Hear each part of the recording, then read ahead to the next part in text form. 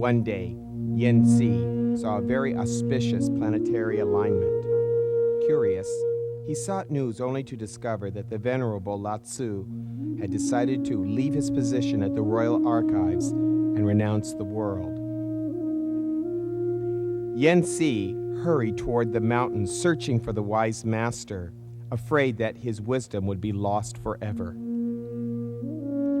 His quest was finally over when he caught up with Lao Tzu near the Hankou Pass. Yen Si humbly approached Lao Tzu and said, "Revered sir, you are such a wise man and these are such troubled times. Could you write just a few words to help man understand the nature of things?" Lao Tzu was so moved by this plea that he immediately sat down on the prayer rug that Yen Si provided for him. Then, with the stroke of his brush and a handful of bamboo sticks, the spiritual masterpiece referred to as the Tao Te Ching came to be. This book of 5,000 words contains powerful insights into the nature of all things in the universe. The Tao is considered by many the most powerful teaching the world has known. Please join us this week as we look into the Tao of Selflessness.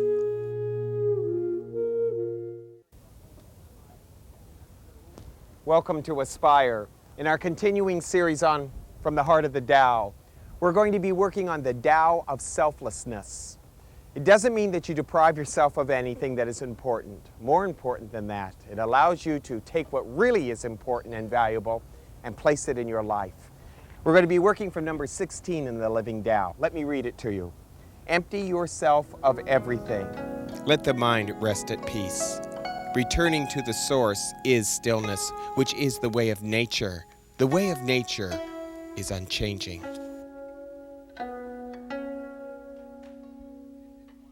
Selflessness. This is one word that calls up questions, misconceptions, and even fear in many of us. How can we do anything? Who can we be? And what happens to that person I call me if I become selfless? This is who I am. This is how I look. Myself is my identity, my personality, my individuality, isn't it? If I remove these, if I become selfless, if I take away all the things I identify with, what's left?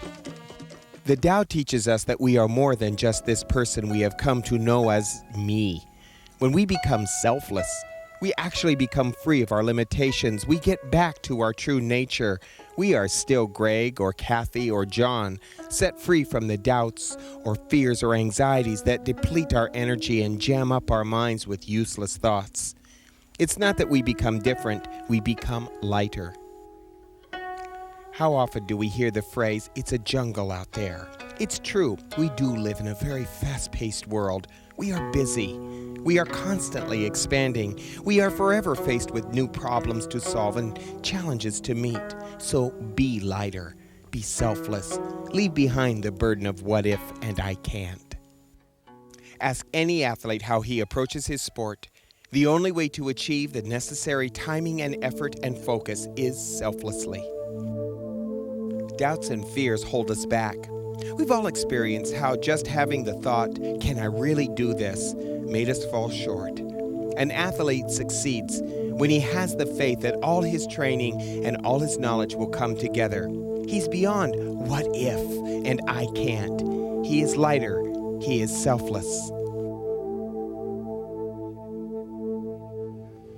Why should it be different for any task we perform? Any hurdle will be easier to clear when we approach it like a good athlete, without reservation. Then we can see the situation before us as it really is, not as we hoped it would be, not as someone else told us it would be, or not as we were afraid it would be.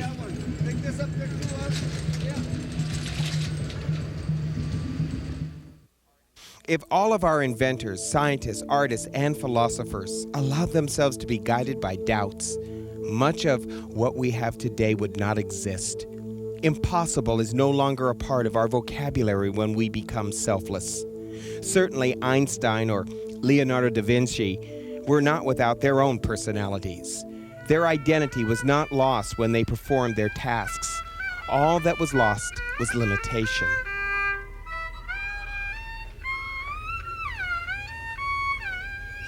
Become selfless, and you will free up the unselfish you to make clear decisions, to have an open mind, and to handle your challenges effectively. Empty yourself of everything. Let the mind rest at peace. Those are the words from the living Tao, from the heart of the Tao, and they are very, very true words. To be empty, it is the key to everything in life. Emptiness allows us to be selflessness. Selflessness in action, in movement. You know, there is too much of us, or let me just speak in my own life, too much of me in everything that I do. And I have found out through the teachings of the Tao and working with it from my own self, that when I am not there, when I'm not trying to get things done, when I empty myself of everything, then all things can happen through me. And that's where the peace of mind comes in. People have an odd way of looking for peace of mind. We look for it in objects, we look for it in people, we look for it in money, we try to find it in books and in philosophies, but we won't find peace of mind in those things. You may find a temporary complacency in yourself, a laziness within yourself, but peace, well, as the Master said, my peace I give unto you. Not as the world give I unto you. That peace is a selflessness, and it is found in something called emptiness. And for those people who are daring enough to allow emptiness to come into their lives and just allow it to be there, find great harmony in living. There are so many things I want to share with you on this. Emptiness. I'm standing here in a beautiful grove in San Francisco, and around me are redwood trees. Also around me are children playing. There are cars going by. Part of it is the busyness of the world. Part of it is the peace of nature. But if I'm very still, if you're very still, just for a moment, you can feel the peace of the woods, of the trees. You can even hear the language that they are speaking, because they speak the universal language of life, silence. And silence is the essence of all things. It is the language of God. It is the prayer of God. It is silence. God does not answer you or me with words. In fact, God does not answer. The silence is the answer itself. And for every single person who allows themselves to feel the peace and the harmony of the woods and within themselves, they find a harmony and a peace within their own life. You know, it's not so important, the words that I speak to you. In fact, the more I work with the Tao in my own meditation, the more I find out it is less and less important for me to talk to you. My words are superfluous. They only serve to be utilitarian in this media called television. The real word that is being spoken to you is in the spaces between my words. It is there that the communion between myself and you really exists. And that's where we all are, in the spaces between our words, in the spaces between our breath of inhale and exhale. And when we are aware of spaces and emptiness, that's when we come into the Tao of Selflessness. To be selfless doesn't mean that we are depriving ourselves of things, where I would give to you what I need. Rather, it is to be non-selfish, where I'm not thinking about what I want over what you are. It is a point and a posture within me where I'm allowing nature to fill me, where I'm allowing life to fill me, where I'm allowing the Tao to fill me, where I am just a vessel, a hollow reed, a hollow bamboo flute that plays the very music of the Tao. There are some secrets to spirituality that I'd like to share with you. They're meditative secrets. You can practice this. You see, it's my feeling that we don't need to study anymore. There are no more truths to discover. Truth is nothing more than a concept, as I have said to you on other programs. There are no truths. There only is what is. And one of the basic ways to find out how powerful that kind of experience is to practice breathing. Sounds silly, doesn't it? Just practice breathing. Believe it or not, I don't think that many of us understand how to breathe. Oh, we do it unconsciously. Breathe in and out, breathe in and out. You're doing it now, and you're probably going, oh, yeah, I breathe, so what? Well, understand something. There is a harmony, and there is a rhythm to your breathing. It's essential to staying in this body. And I'm sure that there is no one out there watching me right now consciously who's not breathing. You have to breathe to live. But breathing to live is not the point of view that we need to take. There's more to it. In our breathing is selflessness. Look at your lungs for a moment. They take in just what they need, and they let go of just what they've used. They're not worried about the next breath. They don't try to take on more than what they need, and they don't try to use less than is necessary. They just keep a balance going. It is a rhythm of life, and it is selfless. It just moves with the rhythm of the universe. Every secret of the universe is contained in your breathing. Your origins are contained in your breathing. The truth of you, the very self of you, the very isness of you is contained in the breathing. You can feel it. You cannot analyze it. You cannot talk about it. You can feel it if you're very quiet and sensitive. And I'll tell you where it is. It's in the spaces between your inhale and your exhale. If you can focus on the space where there is no inhale and no exhale, it is the spaces between your breathing. It is there that you have found the communion with nature, with yourself, and your world.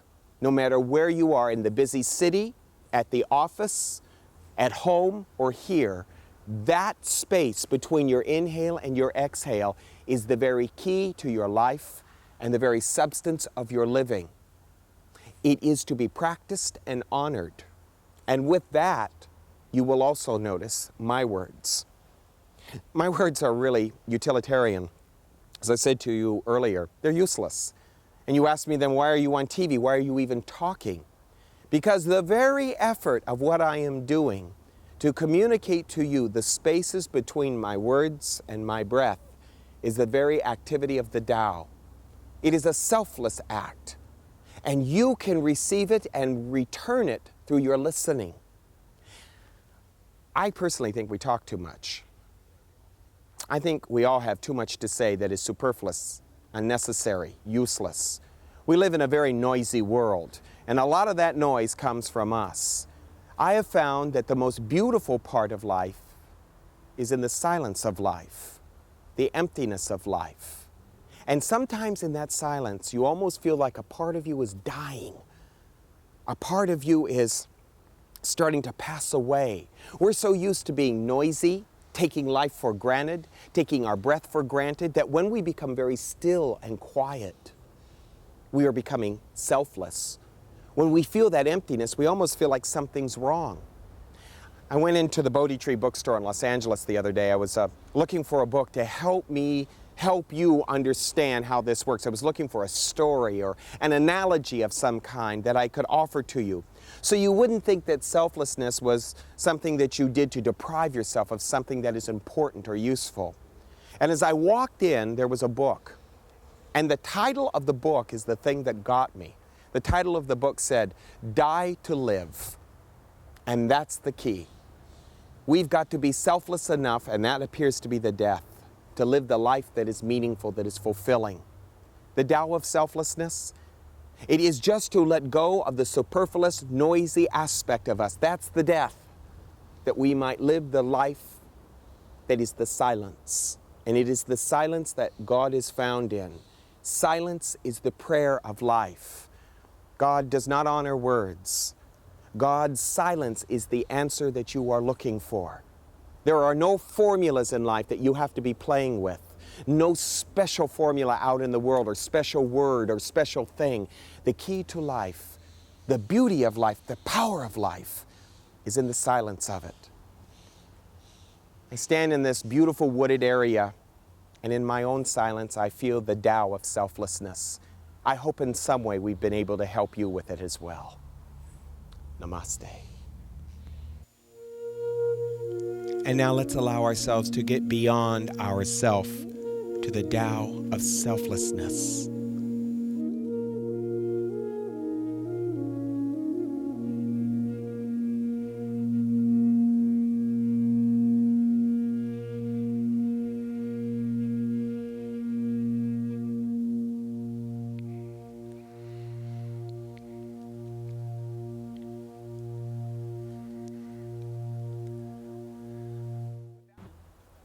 Some how-tos on the Tao of Selflessness. The first thing is this: are you willing to die to live? As my last point was in Discourse. Are you? Do you know what that means? You know, oftentimes we think if we accept an intellectual idea about a truth, an affirmation, or some concept, we cling to that idea or that concept thinking it will give us life, because the mind thinks if it knows or accepts something, it is keeping itself alive or preserving you. Please understand that the more that you hold on to in that way, the more of a death you are creating, so to speak. It's a living death, or what I like to call hell. To die to live simply means that you and I are willing as individuals to drop the concepts that we have accepted for what is. And that means that no matter what happens in our selflessness, we are not clinging to ideas, trying to think that if I cling to this idea, I'll be smarter or enlightened or whatever, or informed. It's all baloney. Die to live. Every day, practice letting go of something. Don't be afraid of your emptiness. And whatever you need to let go of it. And I know your being, or your mind at least, will start screaming, we're dying, what are you doing? We're destroying your life. But the more you let go of that, the more your isness, your higher nature, the truth of you, the real isness of you begins to emerge out of you. You'll find another sense of life, another point of view. And it's simply this: don't study so much. You know, this work is not a study. People often say to me, I study truth. If you're saying that to me, I know you're not working on it. Because this is not a study, it's a practice.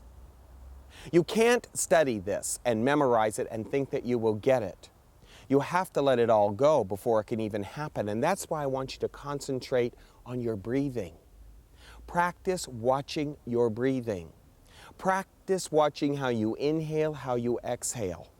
And the space between your inhale and your exhale, watch it. Don't look at it from your analytical mind going, what are we doing watching this? This is silly. Stop that. Watch how you breathe. Watch the rhythm of your breath. If you just watch your inhale and your exhale, all of a sudden, from out of nowhere, an emptiness occurs in you. The mind rests at peace, as Lao Tzu says to us, and he is right about that. All of a sudden, we are not so memorized, we are clear. And there's a vast difference between being a memorized person and a clear person. Memorized people are only as good as the last book they read or the last discourse they heard. A clear person finds their own spirituality, their own inspiration within themselves, and that is the ultimate. Also, in all of this, seek your divinity. A lot of people don't believe that the divine lives within us, but it does. And your divinity is not found in how many concepts or words you can put together to make them sound beautiful or enlightened. Divinity is found in simplicity. Spend some time, like I'm doing right now with you on camera, listening to what the trees have to say, listening to the sound of running water. Everything is speaking. Spend more time in silence than in concept. Spend more time in silence than in speaking. You will find that the most beautiful gift of life is listening. We don't listen very well. We hear a lot of things, but we don't listen. Behind everything, behind the spaces in your breathing and the gap of your breathing, of your inhale and exhale, in the spaces between my words, there is an emptiness and a silence. And that's where love is. That's where life is. That's where you are found. So spend some time each day practicing listening, practicing seeing, without looking at things critically, judgmentally, analytically, physiological, mental, emotional. Drop all that. Just for a moment, breathe with me. That is the Tao of Selflessness. Selflessness is not depriving yourself of the things that your body needs or that your life needs. Quite the opposite. It is finding that everything that you need and everything you've always wanted has always lived within you. Thank you for being with us. One could say that we live in a very selfish world where there's a lot of people seeking only to fulfill their own needs and their own desires. And that's probably pretty normal. We do that out of tremendous ignorance. And as long as we are not aware of our spirituality, of the essence of our own heart and the goodness of us, we're always going to be acting in very ignorant ways. And one of those ways is a selfish way. Be selfless and practice selflessness. It's not that you deprive yourself of anything that is loving or is good. It's that you as an individual begin to practice the way of your heart a little bit more, seeking to let go of the things that you thought you desired so much and that you couldn't live without. Please remember, there is nothing more important in life than letting go of the desires that keep us in pain and in suffering. Buddha put it this way: want nothing with all of your heart. And learning to want nothing with all of your heart is one of the major factors in spirituality. It's true we live in a world today where there are many different kinds of people. Some people are kind, some people are cruel. You and I are not here to get even with those who are cruel or try to hurt those that we deem quote unquote bad. Ours is to be compassionate enough and loving enough, selfless enough to understand that everyone is where they should be at the moment that they're in. I'm very grateful that you chose to be with us here on Aspire. You know, we work very hard to try to make these programs a selfless effort on our part to help you. And if you're finding our program to be of value or of service to you, I hope I'll hear from you this week. Write in and get your copy of From the Heart of the Tao, the little cassette album that we have to offer to you. I think you'll find that to be a very definite blessing in your life. Next week, we're going to continue in From the Heart of the Tao. I hope you'll join us. Thanks for being with us, and namaste.